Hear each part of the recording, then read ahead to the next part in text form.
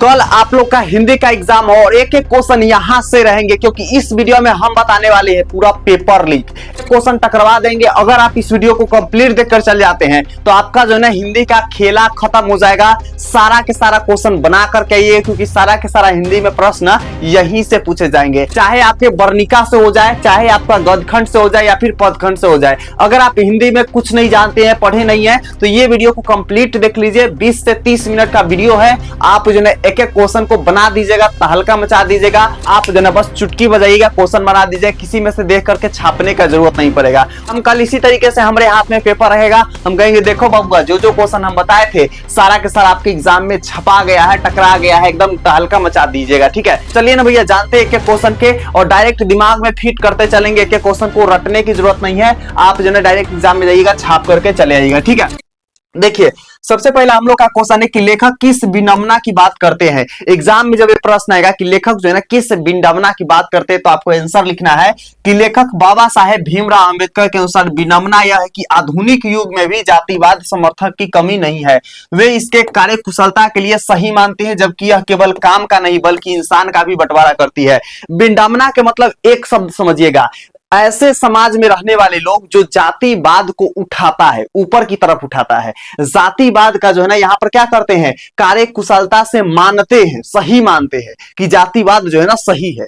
और इसी तरीके से एक जातिवाद सिर्फ जाति में विभाजन नहीं होता है, जाति में बंटवारा नहीं होता है, बल्कि इंसान में भी बंटवारा हो जाता है। काम के आधार पर इंसान को बांट दिया जाता है। ठीक है, तो ये सबसे बड़ा कारण है। ठीक है, तो आप एग्जाम में लिख दीजिएगा कि विडंबना के अर्थ है, एकदम अपना भाषा में लिखिएगा। विडंबना के अर्थ है कि वैसे समाज के लोग जिसका जातिवाद को वो जो है ना बंटवारा को सही मानते हैं। बाकी अपने सबसे ऐड करके बांट दीजिएगा। ठीक है, जाति प्रथा भारत में बेरोजगारी का कारण कैसे है, मोस्ट वीवीआई प्रश्न है, 100% पूछे जाने वाले प्रश्न है। ठीक है, इसका आंसर है कि भारत में जाति प्रथा व्यक्ति को जन्म से ही एक निश्चित पेशा में बांध देती है। जो जाति प्रथा है ना, जातिवाद है ना, वो निश्चित रूप से एक व्यक्ति को जो है ना बचपन से ही, जन्म से ही उसको जो है ना क्या कर देता है, एक जो है ना काम में, एक पेशा में बांट देती है। ठीक है, और व्यक्ति अपने रुचि या जो है ना जरूरत के अनुसार काम नहीं बदल सकता। अगर किसी व्यक्ति का जो है ना, अगर उसका जाति किसी निचले वर्ग में हो गया है और वो जो है ना सोचेंगे कि हमारा जाति जो है ना बड़ा वर्ग में रहता है तो हम बड़ा काम करते हैं ना, तो वो जो है ना काम नहीं कर सकता। ठीक है, जातिवाद के रीजन से, क्योंकि जातिवाद जो है ना उसको पहले ही पेशा यानी काम को बांट दिया गया है। इसके बाद है काम की कमी होने पर भी वह दूसरा पेशा नहीं अपना पाता, जिससे जो है ना बेरोजगारी पैदा होती है। और काम इतना ज्यादा कमी होता है जिसकी वजह से वो दूसरा काम नहीं कर सकता, जिसके कारण बेरोजगारी होती है। तो एग्जाम में इस तरीके से छाप के एकदम तहलका मचा दीजिएगा, एक एक क्वेश्चन को बना दीजिएगा, यहां से छपेगा तो एकदम गर्दा उड़ा दीजिएगा। एक एक क्वेश्चन को जान लीजिए। ठीक है, चलिए दूसरा यहां पर हम लोग आ जाएंगे, वो क्या है भैया, सच्चे लोकतंत्र की क्या विशेषता है। जो सच्चे लोकतंत्र है ना उसकी क्या विशेषता है, एग्जाम में आपके पूछे जाएंगे। तो आप बनाइएगा कि लेखक के अनुसार सच्चे लोकतंत्र केवल शासन की पद्धति नहीं है। जो सच्चे लोकतंत्र है ना केवल शासन की पद्धति नहीं है, बल्कि समाज में भाईचारे, स्वतंत्रता और जो है ना समता का नाम है। इनमें से समाज को हर व्यक्ति की समान भागीदारी और एक दूसरे के प्रति सम्मान होना चाहिए। अगर हम चाहते हैं क्या चीज, कि सच्चे लोकतंत्र की स्थापना हो, तो हमें जो है ना समाज में दूध पानी के मिश्रण की तरह रहना होगा।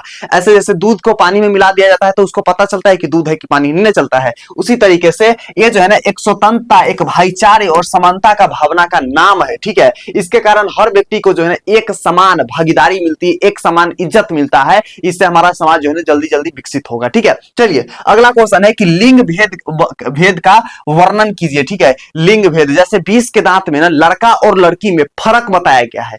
जहां लड़का को आजादी दिया गया है वहीं पर लड़की को जो है ना दबा करके रखा गया है। लड़का कोई तोड़े फोड़े तो कहता है कि ये जो है ना तेज बन रहा है, वही लड़की करे तो कहता है कि पूरा नाश भ्रष्ट कर रही है। ठीक है, तो आप यहां पर समझिएगा कि सेन साहब घर में जो है ना, सेन साहब के घर में बेटिया के लिए कड़े नियम है। जो बेटी है ना उसके लिए कड़े नियम है, अनुशासन था। उन्हें केवल क्या करना सिखाया गया है। वही बेटे का जो खोखा नाम था उसके लिए कोई नियम नहीं था, उसे हर गलती पर भी लाड़ प्यार मिलता था। अगर वो गलती भी करता है ना तो उसको लाड़ प्यार मिलता है अगर लड़का है तो, लेकिन लड़की के लिए सख्त नियम होता है, उसको कहीं जाना नहीं है, सिर्फ घर में रहना है, ऐसे ऐसे नियम होते हैं। ठीक है, चलिए भैया अगला यहाँ पर हम लोग का प्रश्न आ जाएंगे। वो प्रश्न क्या है कि कासू और मदन के बीच झगड़े का कारण क्या था? जो कासू थे, मदन थे, उसके बीच झगड़े का कारण क्या था? जो बच्चे वीडियो को लाइक नहीं किए फटाक से लाइक करके हाइप कर दो, ताकि सारे बच्चे के पास यह वीडियो जा पाएगी। और ये अंतिम के दिनों में यह वीडियो देख लीजिए, कंप्लीट देख लीजिए, एग्जाम में को क्वेश्चन के लिए सोचना नहीं पड़ेगा, टेंशन नहीं लेना पड़ेगा, क्योंकि प्रीतम भैया पहले ही बोल रहे कि लीक क्वेश्चन करवा देंगे, एक एक क्वेश्चन यहां से टकरवा देंगे। इस बार आंसर भी लेकर आए हैं। ठीक है, देखिए है कासू और मदन के बीच जो है ना झगड़े का रीजन क्या था, कारण क्या था?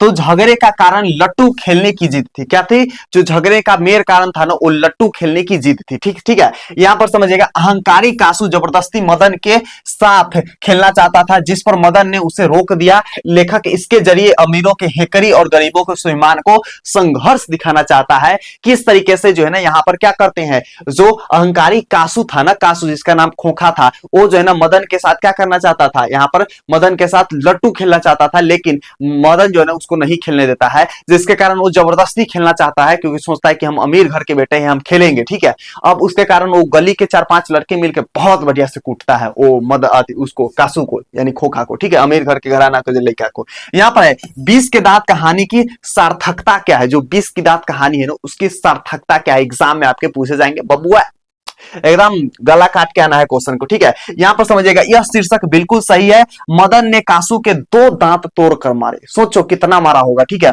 2 दांत तोड़कर असल में अमीरों के उस अहंकार और विष की खत्म कर दिया जो गरीबों के तुच्छ समझता है। यह दांत टूटना बुराई की हार का प्रतीक है। मतलब जो अमीर एक गरीब को तुच्छ समझता है, कीड़ा के समान समझता है, यहां पर उसी का जो है ना बुराई का अंत किया गया है। ठीक है बबुआ, चलिए यहां पर हम लोग का नेक्स्ट है। नेक्स्ट क्या है भैया जी? सारा के सारा एग्जाम में तहलका मचा दोगे कि क्वेश्चन बना दोगे। ठीक है, भारत सर्वाधिक संपदा से युक्त क्यों है? ठीक है, जो भारत है ना सब चीज से भरपूर क्यों है, ये बताइए, एग्जाम में पूछा जाएगा आपके प्रश्न। ठीक है, तो लेखक मैक्स मुलर के अनुसार भारत में प्राकृतिक धर्म, दर्शन, भाषा, कला और अपार भंडार है। ठीक है, भारत में हर एक चीज है। क्या है? अनाज है, भंडार है, हर चीज है, प्राकृतिक कला है, नदी है, तालाब है, हर एक चीज है। ठीक है, भारत में कहते हैं कि यहाँ की मिट्टी प्राचीनता, आधुनिकता का ऐसा मेल है जो दुनिया का किसी देश में नहीं है। भारत को सोनों को चिड़िया कहा जाता है, क्योंकि भारत में हर एक चीज उपजता है, उगता है, हर एक फसल होता है। ठीक है, इसलिए जो है ना भारत को सोने का चिड़िया कहा जाता है। एग्जाम में आएगा तालका मचा दीजिएगा, एकदम क्वेश्चन को धांसू तरीके से बना दीजिएगा। सच्चे भारत के दर्शन कहां हो सकते हैं, एग्जाम में पूछे जाएंगे। जो सच्चे भारत है ना उसका एक्चुअली में दर्शन कहां हो सकते हैं। ठीक है, तो इसको आप लिखिएगा इस प्रकार से। लेखक के अनुसार सच्चे भारत के दर्शन गांव में हो सकते हैं, शहरों में केवल बनावटी है। ठीक है, जबकि गांव में भारत की असली संस्कृति है, रीति रिवाज है, ईमानदारी है, सरल जीवन आज भी वहां के लोग जीते हैं। जैसे शहर में क्या सोचता है, सब बड़ा बड़ा महल बनाता है, बड़ा बड़ा मॉल बनाता है, सिर्फ आंख से देखने के लिए। ठीक है, लेकिन गांव में जाइएगा ना, अगर आप बड़ा कास्ट के भी है, छोटे कास्ट के भी है, वहां पर लोग आपको प्यार देगा, एक गिलास पानी देगा। लेकिन शहर में ऐसा नहीं है, शहर का अलग रीति रिवाज है। और गांव में जो है ना सच्चे दिल से लोग बात करते हैं, सच्चे दिल से दिखते हैं, और एक्चुअली में जो व्यक्ति दिखते हैं ना उसके अंदर होता भी वही इंसान है। ये नहीं कि ऊपर से एकदम हाई फाई दिखे, अंदर से एकदम खोट है, उस चीज नहीं है। ठीक है, चलिए नेक्स्ट यहां पर हम लोग का रहेंगे क्वेश्चन क्या है भैया? धर्मों की दृष्टि से भारत का क्या महत्व है? जो धर्म है ना उसके दृष्टि से भारत का क्या महत्व है, एग्जाम में पूछा जाएगा। कैसे बनाइएगा? तो इस तरीके से बनाइएगा कि भारत धर्मों की जननी है। यहाँ वैदिक धर्म, बौद्ध धर्म, जैन धर्म और फारसी धर्म का विकास हुआ है। दुनिया का विद्वान धर्म के वास्तविक स्वरूप को समझने के लिए आज भी भारत की ओर देखते हैं। ठीक है, तो इस प्रकार से आपको लिखना है। जो बच्चे अभी तक वीडियो को लाइक नहीं किए फटाक से आप लोग लाइक करके हाइप भी कर दीजिएगा। ठीक है, ताकि सभी बच्चे के पास यह जा पाएगी। और अंत तक देखिएगा, अंत तक देखिएगा, तभी आप जो है ना सारा क्वेश्चन को एग्जाम में अटेम्प्ट करिएगा। सारा क्वेश्चन बस एकदम चुटकी बजाते ही बना करके आइएगा। ठीक है, चलिए भैया नेक्स्ट यहाँ पर हम लोग का क्वेश्चन क्या है? तो अगला क्वेश्चन यहाँ पर आ जाएंगे कि नाखून क्यों बढ़ते हैं। इस चैप्टर से पहला क्वेश्चन आएगा, यह प्रश्न लेखक के सामने कैसे आया? जो नाखून क्यों बढ़ते हैं, यह प्रश्न लेखक के सामने कैसे आया, एग्जाम में पूछा जाएगा। ठीक है, तो बनाना है। यह सवाल लेखक की छोटी बेटी से अचानक पूछ लिया गया। ठीक है, जब लेखक की छोटी बेटी से पूछा गया। ठीक है, यहां पर है, यह सवाल लेखक की छोटी बेटी ने अचानक पूछ लिया। जब लेखक की छोटी बेटी ने पूछा कि पापा जो है ना नाखून क्यों बढ़ते हैं, ठीक है। तो वो जो है ना सोचने पर विवश हो गया। इस छोटे से बच्चे के सवाल ने, ठीक है, लेखक को गहराई में सोचने पर मजबूर कर दिया। आखिर मनुष्य का यह जंगली निशानी, ठीक है, बार बार क्यों लौट आती है। क्योंकि पहले जो है ना मनुष्य अपने नख से जो है ना किसी भी जानवर को वार करते थे, किसी भी जानवर को खाते थे, नोच नोच कर पेड़ के छाल उगाड़ते थे, तो उस समय काम था। लेकिन अब तो इस नख का कोई उपयोग नहीं है, कोई उपयोग नहीं। अब शौक के लिए यूज करे वो अलग चीज है, लेकिन ऐसा तो कोई उपयोग है नहीं। तो यही जो है ना मनुष्य सोचता है कि पहले की जो जानवर वाला निशानी है ना आज भी मनुष्य को देखने को मिलता है। मनुष्य बार बार नाखून क्यों करता है। अब ये एग्जाम में क्वेश्चन पूछे जाएंगे तो किस प्रकार से लिखेगा समझिएगा, इधर एक एक क्वेश्चन को समझिएगा तब तहलका मचेगा, ठीक है।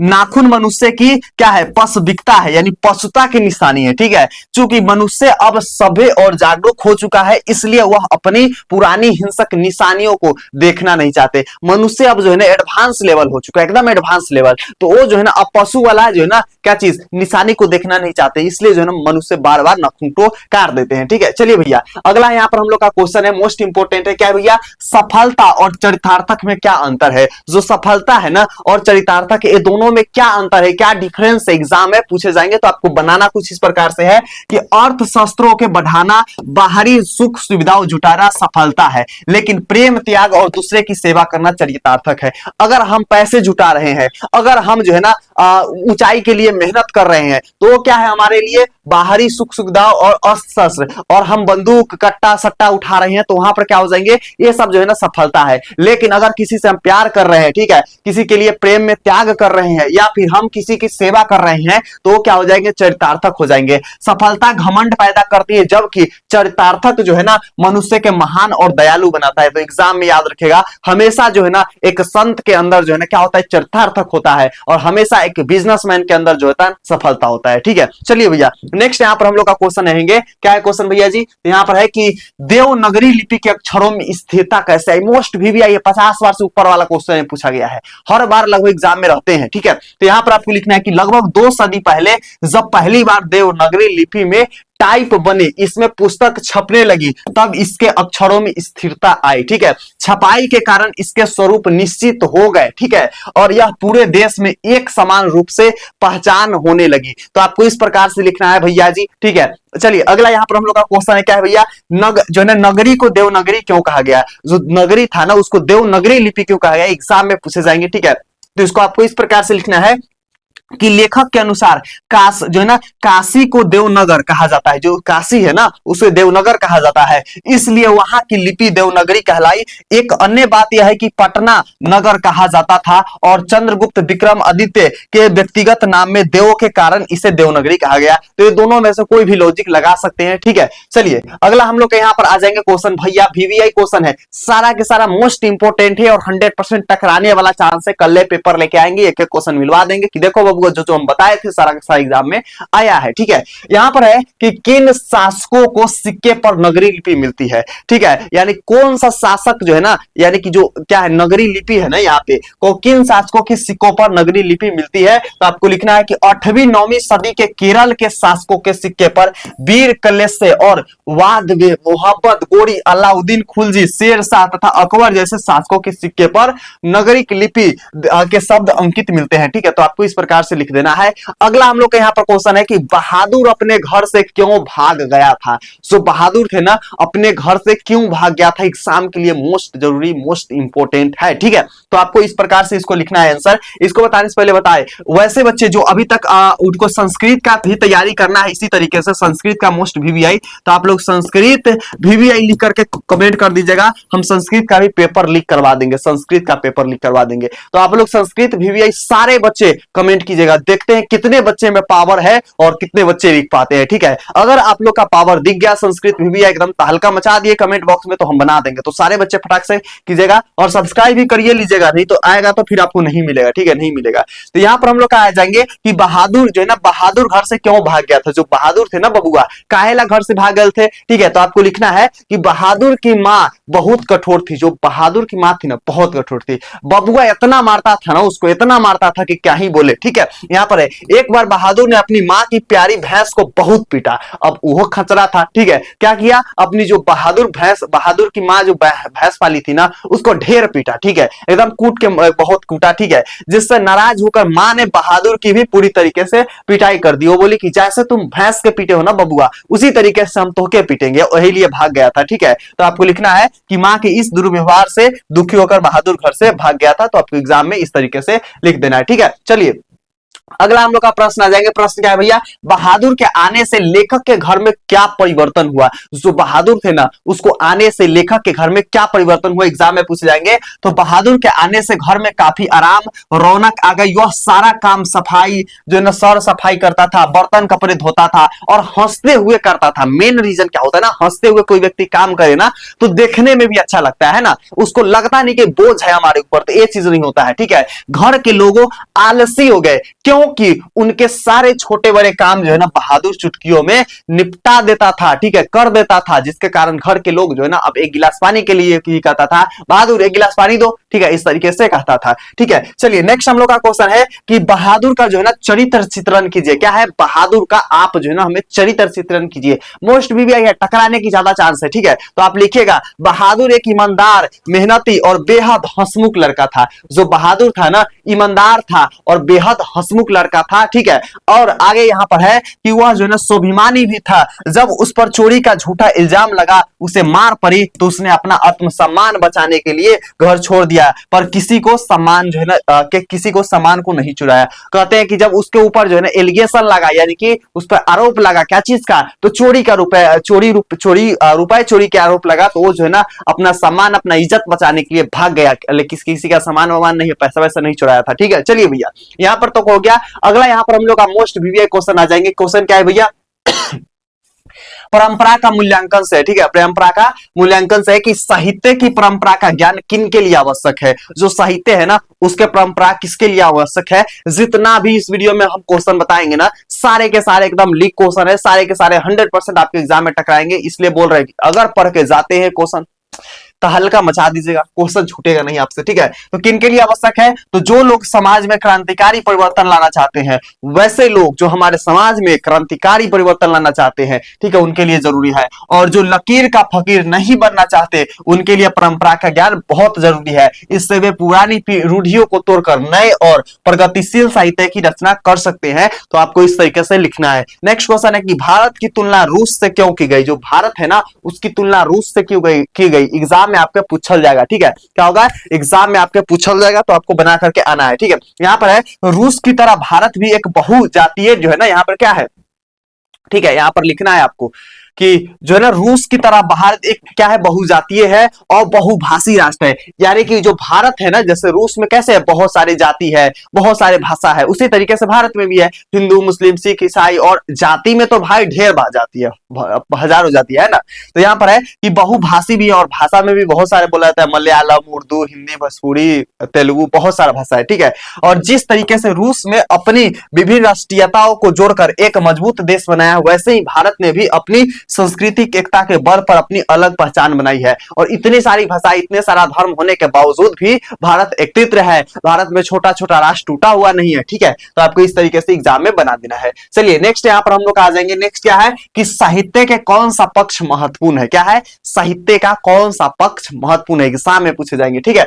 बनाना है कि परंपरा के मूल्यांकन में साहित्य का वह पक्ष महत्वपूर्ण है जो मनुष्य को अधिक मानवीय बनाता है। साहित्य केवल कला के लिए नहीं बल्कि समाज की उन्नति और मनुष्य की स्वतंत्रता के लिए भी अनिवार्य होना चाहिए। तो आपके एग्जाम में पूछे जाएंगे, तो आपको बना करके आना है। नेक्स्ट यहाँ पर है कि जीत जीत में निखरत हूं चैप्टर से है। क्या है, जीत जीत में निखरत हूं चैप्टर से पूछे गए हैं, ठीक है। तो यहाँ पर है, वे अपनी माँ अपने जो है ना, कहते हैं कि बिरजू महाराज अपने सबसे बड़ा जज किसे मानते हैं। मोस्ट बीबीआई क्वेश्चन, एकदम तहलका मचा दीजिए। एग्जाम में क्वेश्चन छूट गया तो फिर देख लेना बबुआ, कूट देंगे हम, स्क्रीन में से निकल के कूट देंगे, एग्जाम में कोई क्वेश्चन छोड़ना नहीं, ठीक है।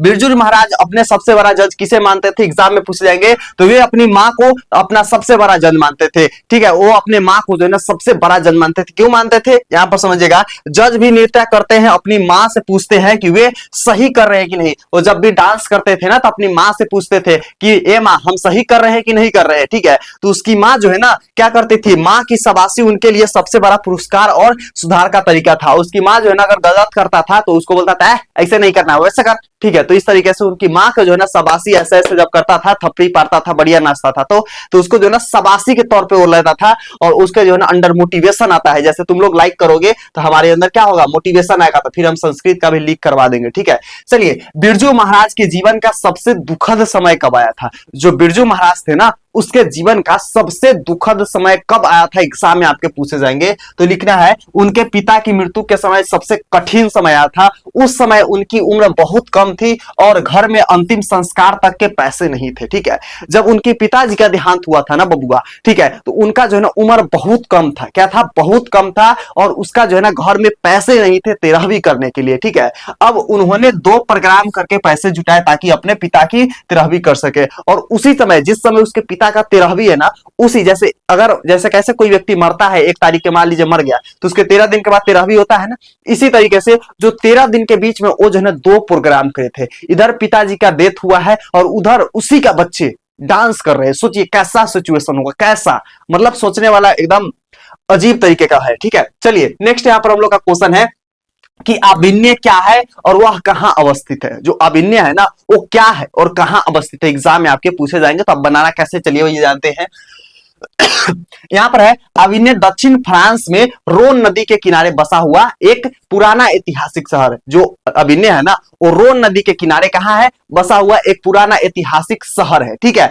यह जो है ना मध्य काल में पोप की राजधानी थी। जो मध्य काल है ना उसमें पोप की राजधानी थी और आज अपनी कला, रंगमंच और सुंदर वस्तु कला के लिए दुनिया भर में प्रसिद्ध है। तो आपको इस तरीके से लिखना है। देखिए अगर आप जो है ना 2x पर कर लीजिएगा इस वीडियो को तो जल्दी जल्दी समाप्त हो जाएगा, लेकिन हो सकता है समझ में ना आए, तो इसलिए जो है ना आप अच्छे से समझिए, एक एक लाइन को समझिए, जो क्वेश्चन आए ना उससे रिलेटेड वर्ड को चिपका करके चले आइएगा, उससे मिलता जुलता वर्ड को चिपका कर चल जाइएगा। एक क्वेश्चन आपसे नहीं छूटेगा, सारा क्वेश्चन आप बना दीजिएगा इजीली, ठीक है। चलिए यहां पर हम लोग का अगला क्वेश्चन है कि लाज शत्रु क्या है और इसका क्या उपयोग होता है। जो लाज शत्रुज है ना उस क्या है और इसका उपयोग क्या होता है ये बताइए, ठीक है। तो लाज शत्रुज अभिनय में स्थित एक सहनाई ईसाई मठ है। क्या है? एक जो है ईसाई है जो कि अभिनय में क्या है स्थित है। और 14वीं सदी में यह संत रहते थे, यहाँ जो है ना संत रहते थे और बाद में इसका उपयोग कलाकारों के रहने और उसकी रचनात्मक गतिविधियों के लिए होने लगा। यह बहुत ही शांत और सुंदर स्थान है। तो एग्जाम में आपको इस तरीके से लिख देना है। चलिए भैया अब जानते हैं मोस्ट इंपोर्टेंट नेक्स्ट कौन सा क्वेश्चन है भैया जी। तो यहां पर हम लोग का क्वेश्चन आ जाएंगे कि लेखक अभिनयों में किस सिलसिले में गए थे। जो लेखक गए थे ना अभिनय वो किस सिलसिले में गए थे, ठीक है। तो आप लोग बताइएगा अभिनय का लेखक कौन है, ठीक है। इसका लेखक कौन है कमेंट बॉक्स में सारे बच्चे बताइएगा, देखते हैं कितने बच्चे को पता है, ठीक है। यहां पर है वहां उन्होंने क्या देखा, ठीक है। और लिखना है कि लेखक अभिनय में क्यों गए थे, किस सिलसिले में गए थे। तो वहां उन्होंने क्या देखा, लेखक अशोक वाजपेयी वहां एक अंतरराष्ट्रीय रंग समारोह में भाग लेने गए थे और वहां उन्होंने लाज शत्रुज के संत वातावरण में रहकर कविताएं लेख लिखे थे। रोन नदी के तट की प्रकृति सुंदरता देखी, ठीक है। तो आपको इस तरीके से लिख देना है, ठीक है। तो आपको वो जो है ना एक नदी के किनारे बैठे थे और अपना पैर जो है ना नदी के में डाले हुए थे, तो लग रहा था नदी के साथ जो है ना वो भी बह रहा है, वो भी बह रहा है, ठीक है। अरे बबुआ जल्दी से लाइक कर लो, ठीक है। नेक्स्ट वीडियो नहीं आएगा, नहीं तो कर लो जल्दी से, लाइक वाला बटन पे क्लिक कर लो। सब्सक्राइब नहीं किया तो कर लो, first guidance channel of Bihar 10th star, ठीक है। चलिए यहां पर है झोले में मछली लेकर जो है ना बच्चे दौड़ते हुए क्यों गए, ठीक है। जो झोले था ना उसमें मछली लेकर बच्चे दौड़ते हुए क्यों गए, एग्जाम में पूछे जाएंगे। तो बच्चे को डर था कि झोले में पानी न होने के कारण जो है ना मछली मर जाएगी। बच्चे को क्या डर था कि झोले में पानी नहीं है ना तो मछलियां क्या होगा, मर जाएगा, ठीक है। इसलिए जो है ना वो दौड़ते हुए भागे थे, ठीक है। वे उन्हें जीवित घर पहुंचाना चाहते थे ताकि उन्हें बाल्टी में पाल सके, इसलिए वे बारिश में भीगते हुए तेजी से दौड़कर घर पहुंचा था, ठीक है। तो इस तरीके से भागे थे। चलिए भैया नेक्स्ट यहां पर हम लोग का क्वेश्चन है, नेक्स्ट क्वेश्चन क्या है यहाँ पे, तो बिस्मिल्लाह खां को शहनाई की मंगल ध्वनि का भयानक क्यों कहा गया था, एग्जाम में आपके पूछे जाएंगे। तो बनाना कैसे बहुआ, चलिए जानते हैं कैसे बनाना है, ठीक है। यहां पर है शहनाई को शुभ कार्य जैसे शादी त्योहार में बजाया जाता है। बिस्मिल्लाह खां ने इस वाद्य को दुनिया भर में सम्मान दिलाया। उनकी शहनाई तान में एक पवित्रता और रूहानी सुकून होता था जो इसे मंगलकारी बनाता था, ठीक है। तो आपको एग्जाम में जब पूछे जाएंगे, परीक्षा में पूछे जाएंगे तो इस प्रकार से आपको एक्सप्लेन करना है, इस प्रकार से आपको बनाना है कि बेहतर से बेहतर मार्क्स मिले। अगर क्वेश्चन का आंसर नहीं आएगा तो आप जो है ना उससे रिलेटेड कोई भी वर्ड को लिख सकते हैं, ठीक है। ऐसा नहीं कि भैया हम सेम टू सेम लिखना है, सेम टू सेम नहीं भी लिखिएगा ना बबुआ तो ये हो जाएगा, ठीक है। यही से कहते हैं कि प्रीतम भैया की वीडियो देख के जाइबा, अगर तो के ना भी याद रही ना फिर भी कुछ ना कुछ लिख के आइबा, काहे कि हम तोहरा दिमाग में फिट कर देवे नहीं कभी थोड़ा थोड़ा ऐसा वर्ड की एग्जाम्स में तो के लिख पाई ये तरह से अगर पढ़ के जाइबा था, ठीक है। चलिए यहाँ पर हम लोग का नेक्स्ट आ जाएंगे, मुहर्रम पर्व से बिस्मिल्लाह खां का जुड़ाव का वर्णन कीजिए। जो मुहर्रम पर्व था ना उसमें बिस्मिल्लाह खां का क्या जुड़ाव था, एक दूसरे क्या पूरक थे, एग्जाम में पूछे जाएंगे, है ना। तो यहाँ पर है कि मुहर्रम के दौरान बिस्मिल्लाह खां और उनके परिवार मातम मनाता था। क्या मनाता था? मातम मनाता था। रीजन क्या है? वे 8 दिनों तक कोई संगीत नहीं बजाते थे। 18वीं तारीख के वे पैदल चलकर आंसुओं के साथ लोहा बजाते थे, जो है ना इजाम के प्रति उनकी गहराई आस्था थी। तो इस तरीके से लिख देना है। चलिए भैया नेक्स्ट यहाँ पर हम लोग का क्वेश्चन है, नेक्स्ट क्वेश्चन क्या है भैया, तो जो है ना सुशीर बाधो से क्या अभिप्राय है। जो सुशीर बाधो है ना उससे क्या अभिप्राय है, एग्जाम में आपके पूछे जाएंगे। तो बनाना कुछ इस प्रकार से, शहनाई का शाह क्यों कहा गया है, एग्जाम में पूछे जाएंगे, ठीक है। तो सुशीरवाद जो थे ना वो फूंक मार कर बनाया करते थे। क्या? फूंक मार कर बजाया करते थे। अब एक इसका मतलब क्या समझते, ऊ मतलब नहीं, फूंक मार के बजाना, पी पी नहीं बजाता है, शादी वादी होता है तो उसमें, ठीक है। शहनाई की मधुरता, बनावट और इसका शास्त्रीय संगीत में ऊंचा स्थान होने के कारण इसे सभी फूंक कर बजाए जाने वाले वाद्य यंत्रों का शाह राजा कहा जाता है। तो इस प्रकार से आपको बना देना है। चलिए मोस्ट इंपोर्टेंट जानते हैं, ठीक है। अब हम लोग का गद्य खंड से लगभग समाप्त हो जाने वाला है और अभी यहां तक आ गए ना बबुआ तो हम सच बता रहे एकदम जेन्युइनली कि आप एग्जाम में तहलका मचाइएगा, क्वेश्चन छोड़िएगा नहीं, कल हम सारा मिलवा देंगे, सारा आ जाएगा, ठीक है।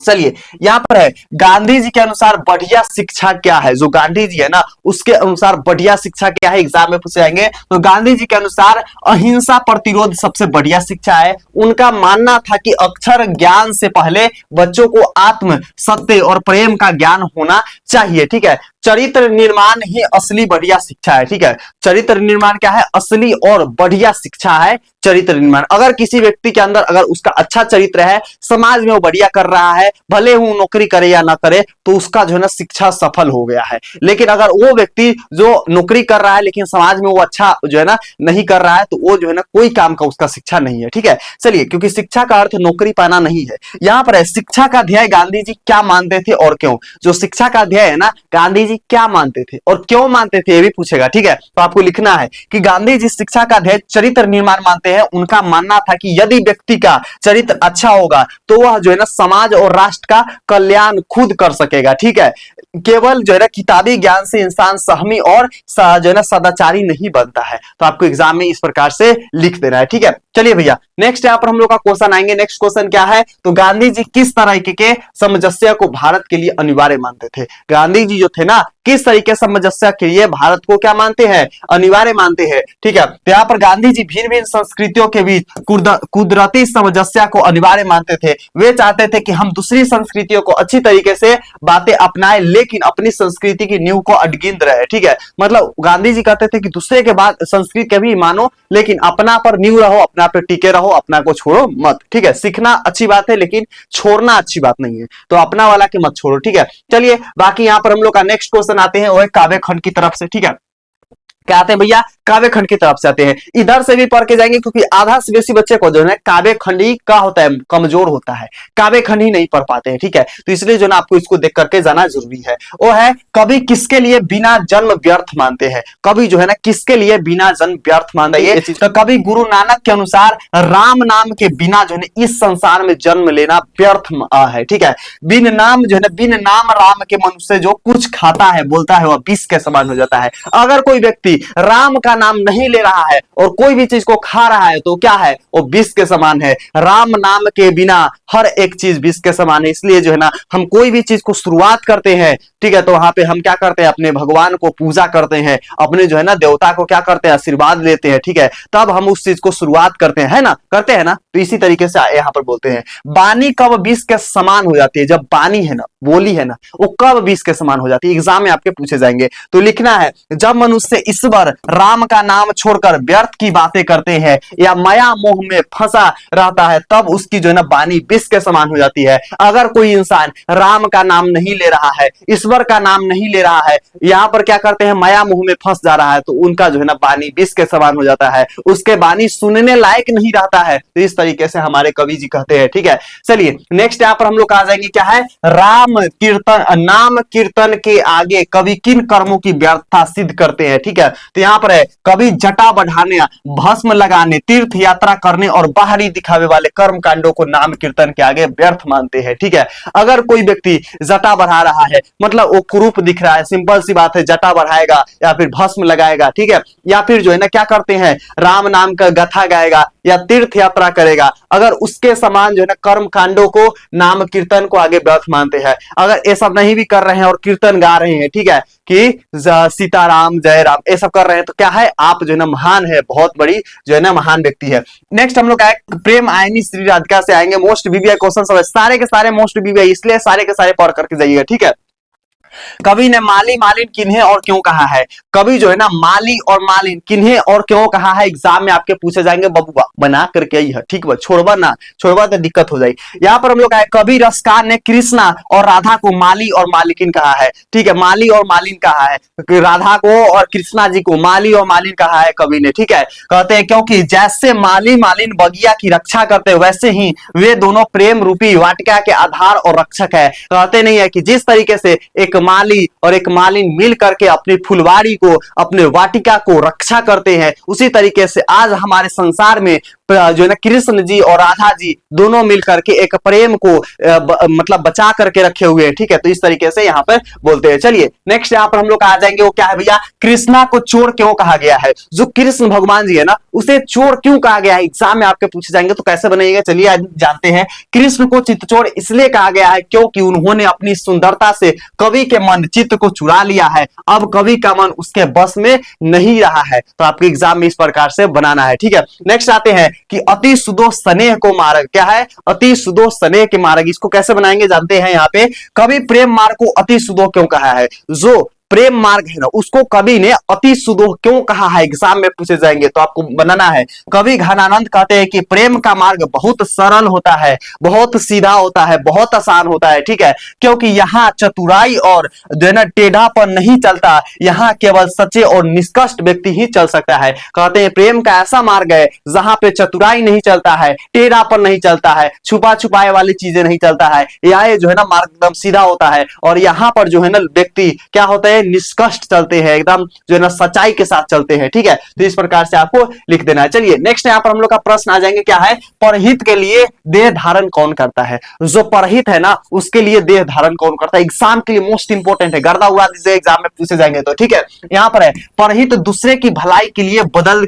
देह धारण करता है। ठीक है, बादल देह धारण करता है। ठीक है, याद रखिएगा, परहित के लिए देह धारण कौन करता है, तो बादल करता है। एग्जाम में जब पूछे जाएंगे तो बनाना है। ठीक है, बादल खुद कष्ट सहकर अमृत रूप जल बरसाता है ताकि धरती की प्यास बुझा सके। अपनी जो है ना बादल यानी कि खुद कष्ट सहता है और वो जो है ना क्या करता है, अपना रूप बदल करके धरती पर पानी बरसाता है, बारिश करता है, ताकि जो है ना धरती का अपना प्यास बुझा सकेगा। चिड़िया, पेड़ पौधे, धरती, सारे चीज अपने प्यास बुझा सकेंगे। ठीक है, नेक्स्ट है, कहां दूसरे अंक नहीं का क्या आशय है। एक कविता का लाइन है, एग्जाम में पूछे जाएंगे, तो आपको बनाना इस प्रकार से है कि इसका अर्थ है कि सच्चे प्रेम मार्ग में केवल जो है ना, सच्चे प्रेम मार्ग में केवल क्या है, यहाँ पर एक ही लक्ष्य है, प्रियतम होता है। यहाँ गणित की तरह कोई दूसरा अंक या स्वार्थ की जगह नहीं होता। ठीक है, क्योंकि प्रेम में एक और एक मिलकर क्या होते हैं, एक इंसान बनते हैं। यहाँ 11 नहीं होते हैं, क्योंकि गणित रहता तो एक और एक मिलकर 11 होता, लेकिन प्रेम में एक और एक मिलकर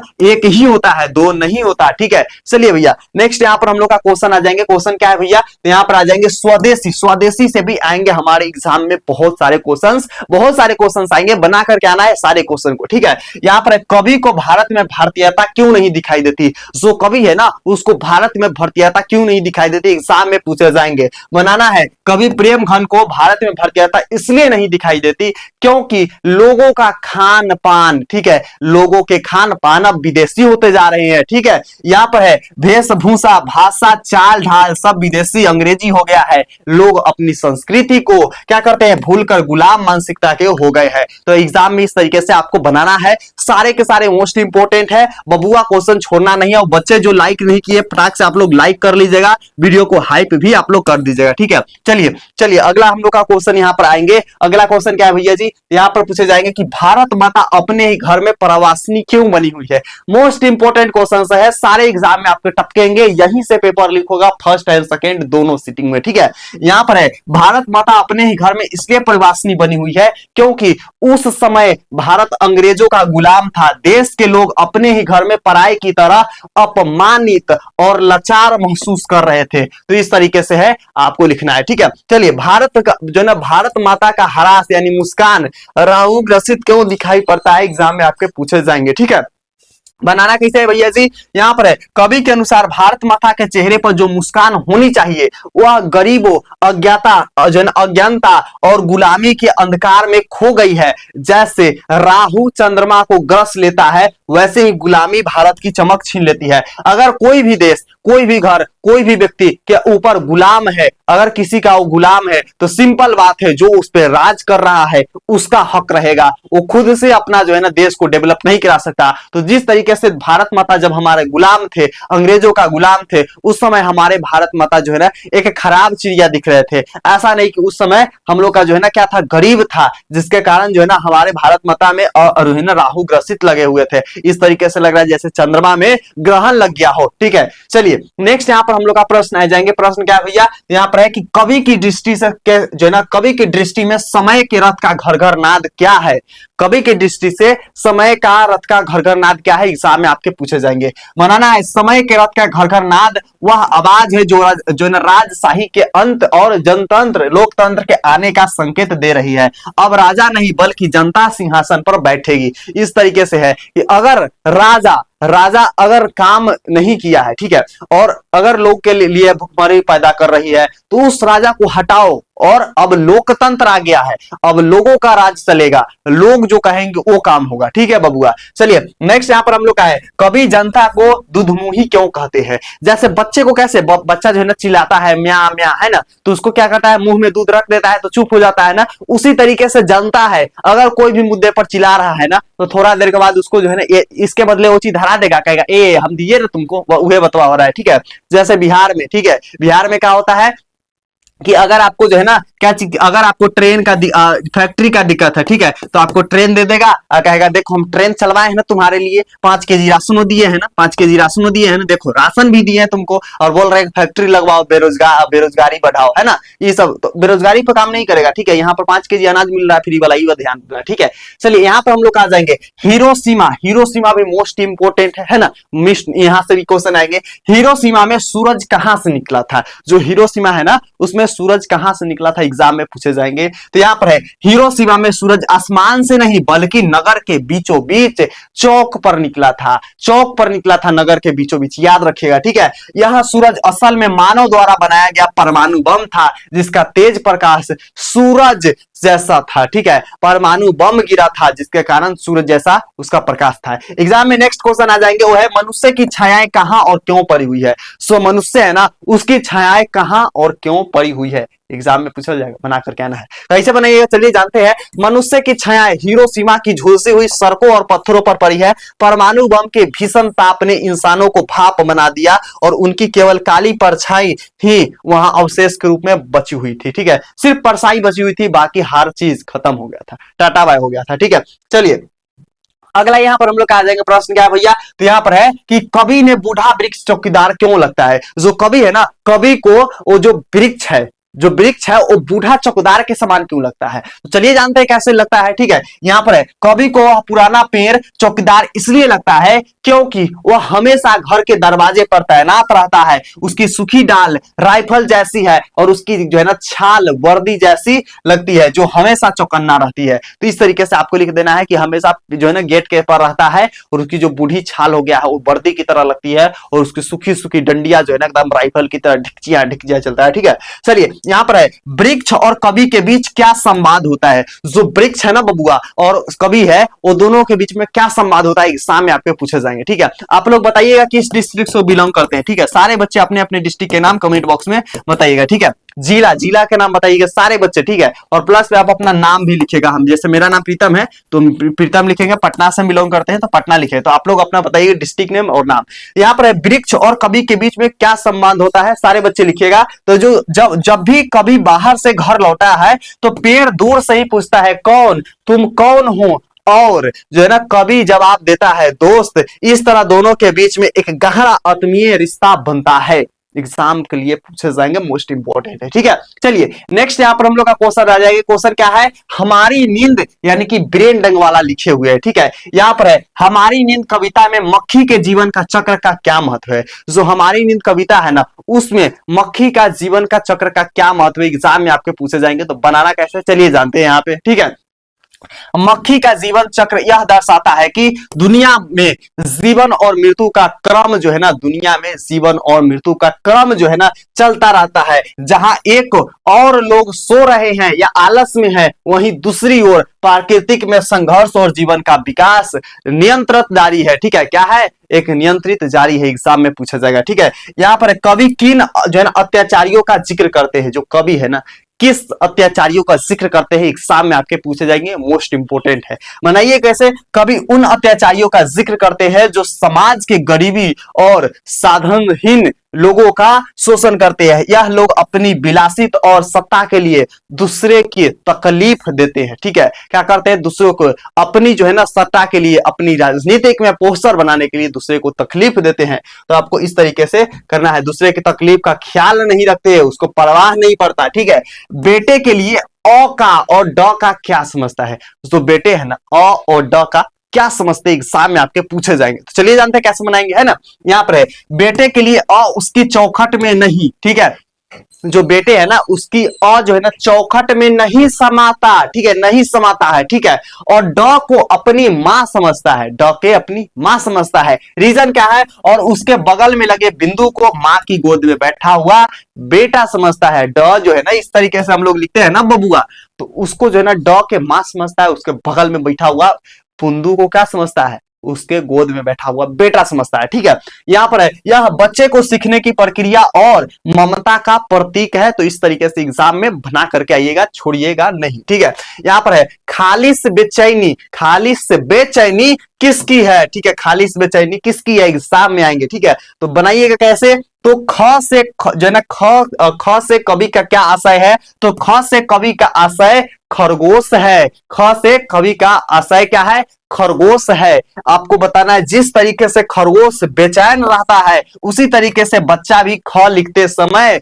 उसे क्या रहता है, तो ख लिखते समय उसे खाने में यानी ख लिखते समय उसे खाने लिखने के लिए जो है ना क्या होते हैं, बेचैन रहता है। ठीक है, जब वो ख लिखता है तो उसको खाना का याद आ जाता है। ठीक है, इस प्रकार से याद रखेगा। यह सीखने की ललक और उसकी मासूमियत को दर्शाता है। तो इस तरीके से आपको एग्जाम में लिख देना है जब आए ये वाला प्रश्न। ठीक है, इससे भी ज्यादा इंपॉर्टेंट जानेंगे, सारे प्रश्न को एक में मक्खन की तरह पढ़ जाएंगे और एग्जाम में जाएंगे बबुआ, एक क्वेश्चन के ना छोड़ेंगे। सारा क्वेश्चन हमसे बन जाई, ना छोड़ब एक भी क्वेश्चन के। पूछी कहां से पूछी, सारा पढ़ा दिले बानी ये वीडियो में। एक एक क्वेश्चन के एग्जाम में कहीं से पूछल जाई, तू एक बना के आइबा। ठीक है, एक क्वेश्चन तो से ना छूटी। चलिए यहाँ पर हम लोग का क्या है कि लौटकर आऊंगा फिर, इस चैप्टर से मोस्ट इंपोर्टेंट क्वेश्चन है कि कभी अगले जन्म में क्या क्या बनने की संभावना व्यक्त करते हैं। जो कवि है ना अगले जीवन में क्या क्या बनने की संभावना व्यक्त करते हैं, एग्जाम में आपके पूछा जाएगा। ठीक है, बनाना कैसे है, तो कभी अगले जन्म में मनुष्य ना ही सही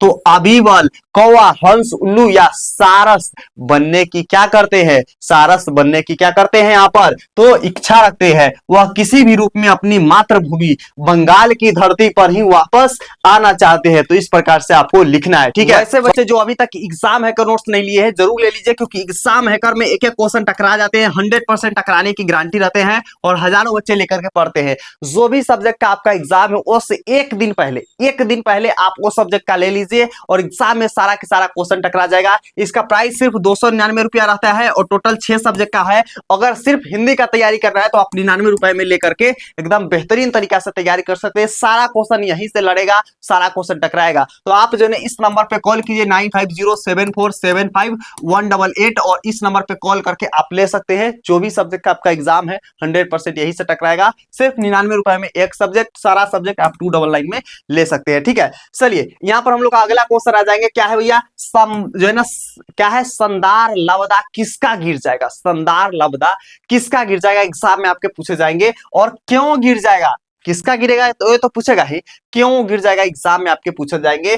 तो कवि के अनुसार ईश्वर प्रभु का संदार लबदा गिर जाएगा, क्योंकि भक्त ही भगवान की सत्ता का आधार है। यदि भक्त नहीं रहेगा तो भगवान की महिमा, उनके स्वरूप को पहचानने वाला कोई नहीं बचेगा, कोई नहीं बचेगा, ठीक है। नेक्स्ट यहां पर आ जाएंगे कि कवि किस बात की आशंका, जो है ना कवि को किस बात की आशंका है कि प्रभु अपना स्वरूप खो देंगे। कवि को जो है ना किस बात की आशंका है कि जो है ना प्रभु अपना क्या है, खो देंगे, स्वरूप खो देंगे। यहाँ पर है कवि को आशंका है कि यदि मनुष्य का अस्तित्व मिट गया तो प्रभु पूजा कौन करेगा, उनके चरणों की पादुका यानी जूता कौन बनाएगा। भक्त के बिना भगवान निराधर है, एकांकी हो जाएगा, जिसका उनका स्वरूप खो जाएगा। तो इस प्रकार से आपको लिख देंगे, अगर भगवान नहीं, अगर आदमी ही नहीं रहेगा तो भगवान को पूजा कौन करेगा, है ना। सिंपल सी लॉजिक है, हर जगह है, ठीक है। यहाँ पर है दही वाली मंगम्मा, इस चैप्टर से भी आपके क्वेश्चंस एग्जाम में बहुत सारे पूछे जाएंगे, ठीक है। दही वाली मंगम्मा चैप्टर से भी पूछे जाएंगे, 100% मोस्ट वीवीआई है। इसलिए बोल रहे कि जो सब्सक्राइब नहीं कर लो, संस्कृत वाला भी हम सारा क्वेश्चन लीक करवा देंगे, ठीक है।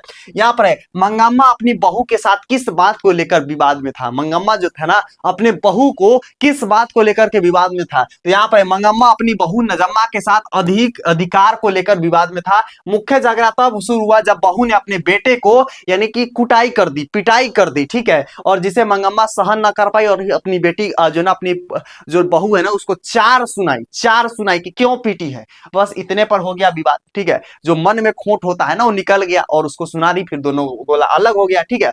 रंगप्पा कौन था और वह मंगम्मा से क्या चाहता था। जो रंगप्पा था ना वो कौन था, मंगम्मा से क्या चाहता था। तो यहाँ पर है रंगप्पा गांव का एक शौकीन मिजाज जुआरी व्यक्ति था। वह जानता था कि मंगम्मा के पास पैसे है, इसलिए वह जो ना उससे धन ऐठना यानी कि छीनना चाहता था और उसे परेशान करता था, ठीक है। तो इस प्रकार से आप लिख सकते हैं, एग्जाम में पूछे जाएंगे, गर्दा उड़ा दीजिएगा, सारा क्वेश्चन यहीं से रहेंगे, ठीक है। चलिए नेक्स्ट यहाँ पर हम लोग का क्वेश्चन है ढहते विश्वास सतकोड़ी होता से, ठीक है। यहाँ पर है लक्ष्मी कौन थी और उसकी पारिवारिक स्थिति कैसी थी। जो लक्ष्मी थी ना वो कौन थी और उसकी पारिवारिक स्थिति कैसी थी, एग्जाम में पूछे जाएंगे। लक्ष्मी एक साहसी ग्रामीण महिला थी। उसका पति लक्ष्मण कोलकाता में काम करता था, लेकिन उसकी कमाई से घर नहीं चलता था। वह दूसरे के घरों में काम करके और अपनी थोड़ी सी जमीन पर खेती करके मुश्किल से परिवार जो है ना चला पाती थी, अपनी घर चला पाती थी, ठीक है। चलिए नेक्स्ट क्वेश्चन है कि बाढ़ की समस्या को लेकर के वर्णन कीजिए। जो बाढ़ है ना उसकी समस्या के लेकर के वर्णन कीजिए, एग्जाम में आपके पूछे जाएंगे तो भैया हल्का तो मचाइए देंगे, है ना।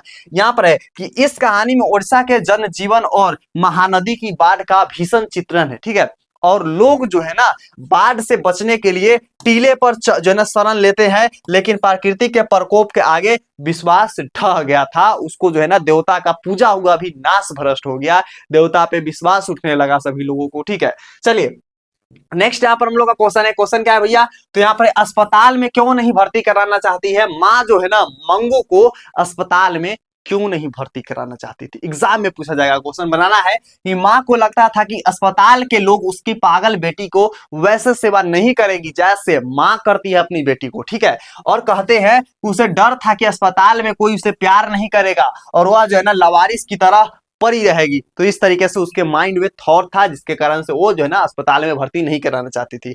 अंत में माँ की क्या हालत हुई, तो मंगू को अस्पताल में छोड़ने के बाद माँ का मन ग्लानि और दुख से भर गया। अंत में बेटी की विरह में माँ खुद भी पागल हो गई, और जब अपनी बेटी को जो है ना अस्पताल में छोड़ करके आ गई, तो माँ जैसे बेटी उसकी पागल थी वैसे ही माँ भी पागल हो गई। ठीक है, चलिए नेक्स्ट यहाँ पर हम लोग का क्वेश्चन है। क्वेश्चन क्या है भैया, तो कौन थी, यानी जो पापत्ती है ना वो कौन थी और उसे शहर में क्यों लाया गया था। पापत्ती कौन थी और उसे शहर में क्यों लाया गया था।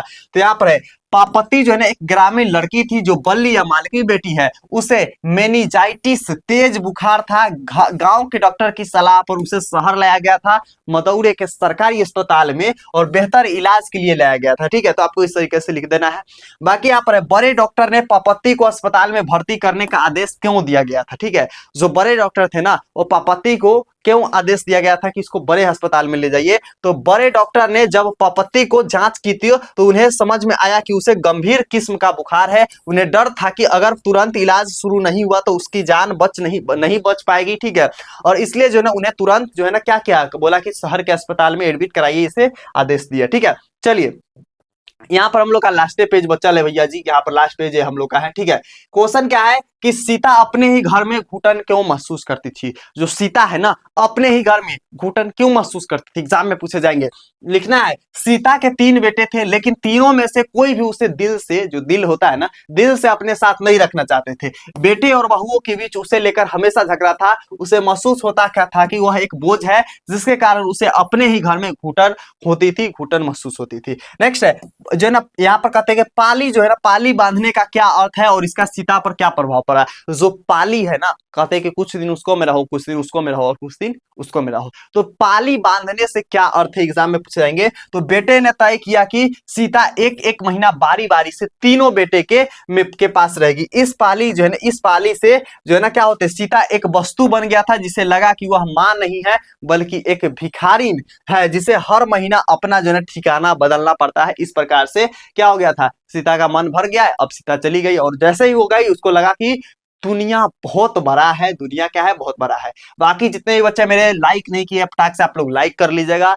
और हाँ, शेयर, आप लोग जितने दोस्त हैं सबके साथ शेयर कर दीजिए, क्योंकि कल ही आप लोग का एग्जाम है और कल ही देख रहे हैं तो आपके लिए बहुत जरूरी है। जाइए फटाक से शेयर कर दीजिए, ईमानदारी से। सारे बच्चे कह रहे हैं शेयर करने के, हम जरूर नहीं बोलते ज्यादा, ठीक है, लेकिन इस वीडियो के आपके जितने साथी जाइए व्हाट्सएप पर शेयर कीजिए, क्योंकि मैंने 1 घंटा आप लोग के लिए इतना रिकॉर्डेड वीडियो दे रहे हैं, ठीक है, और इतना मेहनत किया है, सारा क्वेश्चन को ढूंढ करके लाया है, और हम निश्चित रूप से बोलेंगे यहाँ से सारा क्वेश्चन टकराएंगे, क्योंकि मेरा ही दिल जानता है कि यह क्वेश्चन मैंने कहां से लाया है, कितना खोज करके लाया है, और कितना चांस है टकराने का। ये आप लोग का कल ही पता चलेगा कि प्रीतम भैया जो मेहनत किए हैं सच में किए हैं, और सच में क्वेश्चन यहां से आएगा। ठीक है, तो आप लोग शेयर जरूर कीजिएगा, बाकी सब्सक्राइब वगैरह कर लीजिए, हम संस्कृत का नेक्स्ट लाएंगे। ठीक है, और कमेंट में एक प्यारा सा कमेंट आप लोग जरूर कीजिएगा। ठीक है, बाकी आप लोग जब यहां तक आ गए तो सभी लोग को थैंक यू वॉच करने के लिए इस वीडियो को। ठीक है, बाकी मिलते हैं संस्कृत वाला वीडियो में, तहलका मचाते हैं, तब तक की लव यू बाबा चैंपियन। हाँ, जाने से पहले एक चीज और आपके लिए है, जाने से पहले एक चीज है, वो यह है ना भैया, यहाँ पर हम बता रहे हैं सारे बच्चे को। ठीक है, चलिए यहाँ पर है, जैसे आप लोग जो ना सब्सक्राइब करके फोटो पर क्लिक कीजिएगा तो चैनल पे आ जाइए, ये आप लोग का चैनल है। ठीक है, यहाँ पर जो बच्चे का गद्यांश वगैरह बनाने का ट्रिक नहीं पता है, हिंदी का वाला आ जाइएगा, जिसका नाम है हिंदी ट्रिक। ठीक है, हिंदी ट्रिक है, 10th हिंदी ट्रिक है, प्लेलिस्ट का नाम है। यहाँ पर गद्यांश बनाने का ट्रिक 10 मिनट का वीडियो है, आवेदन लिखने का 5 मिनट का वीडियो है, 5 मार्क्स मिल जाएगा। उसके अलावा व्याख्या करने का 5 से 7 मिनट का वीडियो, 6 मिनट का वीडियो है, आपको 5 नंबर व्याख्या करने वाला। अगर नहीं आता है तो आकर के देख लीजिएगा। और व्याकरण में 5 गो टॉपिक है जो मोस्ट इंपोर्टेंट है। बाकी आप जो ना निबंध यहाँ से देख करके 10 मार्क्स ला सकते हैं। तो ये प्लेलिस्ट को देख लीजिएगा, अगर जिसका हिंदी में अगर कंप्लीट नहीं है तो। गद्यांश बनाना, पत्र बनाना, आवेदन बनाना, निबंध बनाना, और व्याकरण का मोस्ट इंपोर्टेंट वीडियो, और क्वेश्चन आंसर वाला तो अभी हम समाप्त कर दिए। ठीक है, तो आप लोग जरूर देख लीजिएगा, शेयर जरूर कीजिएगा इस वीडियो को। तब तक के लिए love you and bye bye.